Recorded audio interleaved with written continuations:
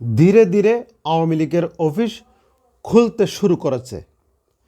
খুলনা এবং ঠাকুরগাঁওয়ে দলীয় কয়েকজন নেতাকর্মী পতাকা নিয়ে দলীয় অফিস খুলে স্লোগান দিয়ে ফেসবুকে পোস্ট করে তারা আবার চলে যায়।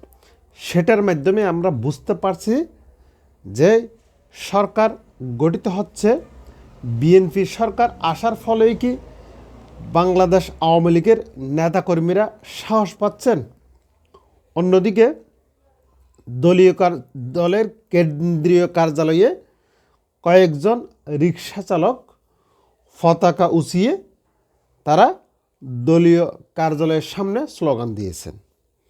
এরপরে ঢাকা বিশ্ববিদ্যালয়ের একজন শিক্ষক ধানমন্ডিতে ফুল দেওয়ার জন্য গেছে, যদিও বা পরবর্তীতে তাকে গ্রেফতার করা হয়েছে। এরপরে আমরা শুনতে পেয়েছি রাতেই তাকে ছেড়ে দেওয়া হয়েছে, সেরকম আভাস আমরা পেয়েছি। ফেসবুকের মধ্যে সেরকম পোস্ট দেখছি আমরা। এখন এরপরে আওয়ামী লীগের কার্যক্রম কিন্তু এখনও অফিসিয়ালি ওপেন হয়নি। অনলি ফর সরকার নির্বাচন গেছে, সরকার গঠিত হবে, সেই অবস্থায় আওয়ামী লীগ কিন্তু চাঙ্গা হচ্ছে।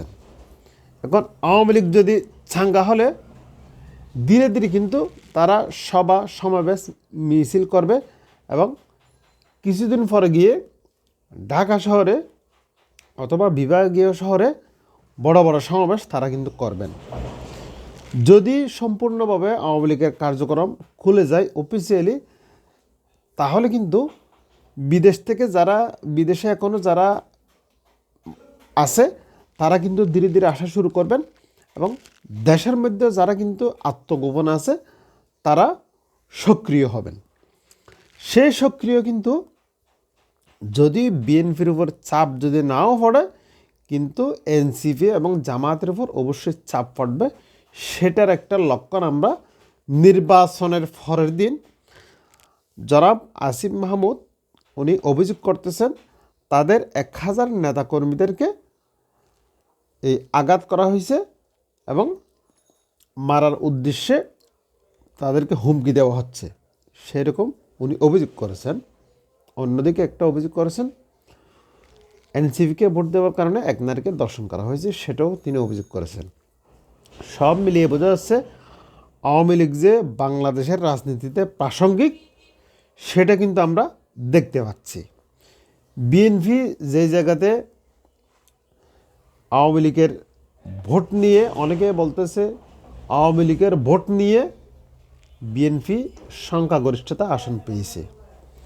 এখন প্রশ্ন হলো বিএনপি এবং আওয়ামী লীগের যদি দুই দলের ভোট শুধুমাত্র 60% হয়, একা জামায়াতের পকেটে 40% কিন্তু ভোট আসছে, 11 দলীয় জোটের পকেটে কিন্তু 40% ভোট আসছে। সেটা কিন্তু জামায়াতের বিশাল একটা বড় জয়, বিশাল একটা বড় কৃতিত্ব, বিশাল একটা পাওয়া, সেটা আমি মনে করি। অন্যদিকে বিএনপি যে সংখ্যাগরিষ্ঠতা আসন পেয়েছে, সেই আসনের মধ্যে দিয়ে বাংলাদেশ কি নতুন ধারায় যাবে নাকি পুরনো ধারায় চলবে, সেটার একটা লক্ষণ আমরা দেখতে পেয়েছি গতকালকে জনাব তারেক রহমান, আমির জামাত এবং নাহিদ ইসলামের বাসায় যখন তিনি সশরীরে গিয়ে কথা বলেছেন, সেটার মাধ্যমে আমরা বুঝতে পারতেছি ভবিষ্যতের রাজনীতি কিন্তু অন্যরকম হবে। অর্থাৎ একদল আরেক দলকে যেভাবে ছাড় দেয়, একদল আরেক দলকে একসাথে টেবিলে বসে যেভাবে রাজনীতি করে, উন্নত কান্ট্রিগুলোতে যেভাবে রাজনীতি হয় সেভাবে রাজনীতির সুবাতাস বইতে চলেছেন। আর একটা বিষয় এখানে নতুন, যে সংসদ সদস্যরা আগে বঙ্গভবনে শপথ বাক্য পাঠ করত, এই 2026 সালের নির্বাচনে যারা সংসদ সদস্যরা নির্বাচিত হয়েছেন তারা কিন্তু সংসদ ভবনের বাহিরে খোলা আকাশের নিচেই কিন্তু শপথ বাক্য পাঠ করবেন, সেরকম ঘোষণা দেওয়া হয়েছে। যদিও বা এরকম হয় তাহলে কিন্তু বাংলাদেশের নতুন কিছু দেখতে পাবে, সেটা আমরা মনে করতেছি। অন্যদিকে পুরনো বন্দোবস্তে যেগুলো আছে সেগুলা নিপাত যাক, সেটাই আমরা চাই।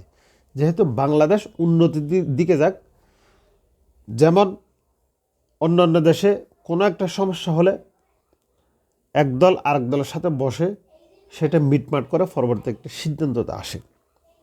বাংলাদেশের রাজনীতি কিন্তু সেটা দেখা যায় না। একদল যেই সরকার চালায়, সেই একটা মন্ত্রণালয়ে 10 থেকে 12 জন যারা থাকে, তারাই কিন্তু সিদ্ধান্ত মেকিং করে, তারাই সিদ্ধান্ত জনগণের উপর চাপিয়ে দেয়।